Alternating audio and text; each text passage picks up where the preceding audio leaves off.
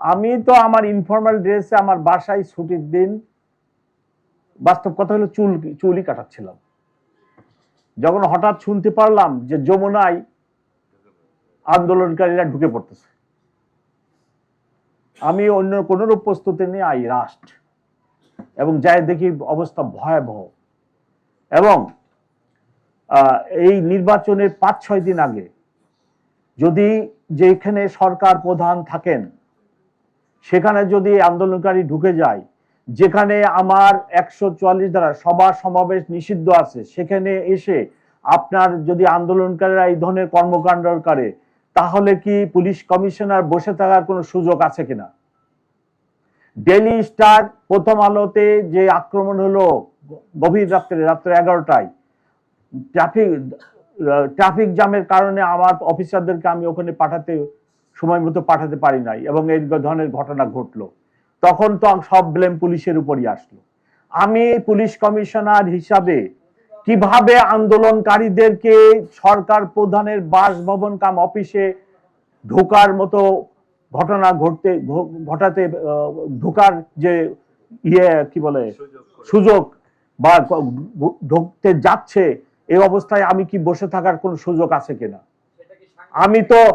আমি তো শুধু আমি নিজেই যাই নাই, অ্যাট ওয়ান স্টেজ আমি আমার ইন্সপেক্টর জেনারেলকে ফোন করছি যে ভাই আমি তো একা পারতেছি না, you should come to help me, এবং ইন্সপেক্টর জেনারেল নিজেও সেখানে আসছে, আপনারা দেখছেন কিনা। ততক্ষণে আমরা আন্দোলনকারীকে শেরাটনের ওই পাশে নিয়ে গেছি, আমার ডান পাশের কলিগ বাম পাশের কলিগ সবাই উপস্থিত ছিল, ততক্ষণে ইন্সপেক্টর জেনারেল এসে উপস্থিত হয়েছে।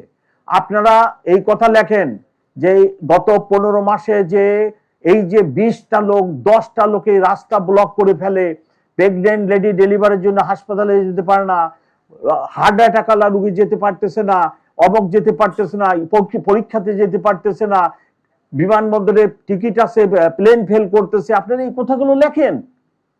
আপনার এই শহরকে নিরাপদ রাখেন, মানুষকে নিরাপদ রাখেন, মানুষের যাতায়াত ব্যবস্থাকে নিরাপদ রাখেন।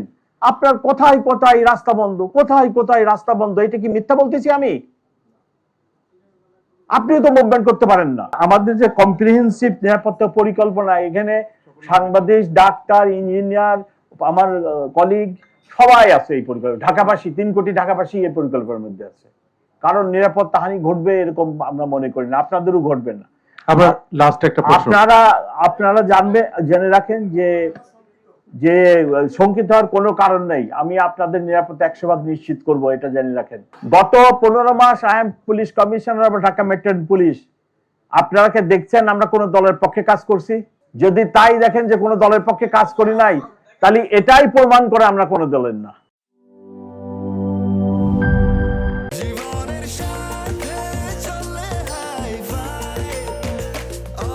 স্বাস্থ্যকর অল টাইম, সব সময় অল টাইম হেলদি লাইফ।